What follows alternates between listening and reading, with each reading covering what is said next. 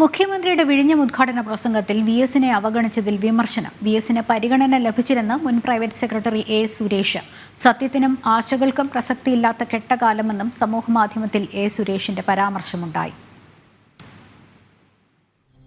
വിഴിഞ്ഞത്തിന്റെ വിജയം സർക്കാരും മുഖ്യമന്ത്രി പിണറായി വിജയനും ഹൈജാക്ക് ചെയ്യാൻ ശ്രമം നടത്തുന്നുവെന്ന ആരോപണങ്ങൾക്കിടെയാണ് ഇടത് പാളയത്തിൽ നിന്ന് തന്നെ പ്രതിഷേധമുയരുന്നത്. മുഖ്യമന്ത്രിയുടെ വിഴിഞ്ഞം ഉദ്ഘാടന പ്രസംഗത്തിൽ മുൻ മുഖ്യമന്ത്രി വി.എസ്. അച്യുതാനന്ദനെ അവഗണിച്ചതിനാലാണ് ഏറ്റവും പുതിയ വിമർശനം. വി.എസിന്റെ പ്രൈവറ്റ് സെക്രട്ടറിയായിരുന്ന എ. സുരേഷാണ് നവമാധ്യമത്തിലൂടെ വിമർശനം ഉന്നയിച്ചത്.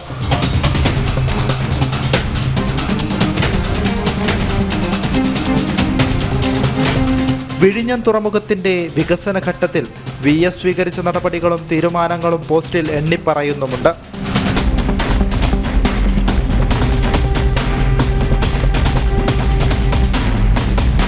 വി.എസിന്റെ പേര് ആരെങ്കിലും പരാമർശിക്കുമെന്ന് വല്ലാതെ ആശിച്ചുപോയി.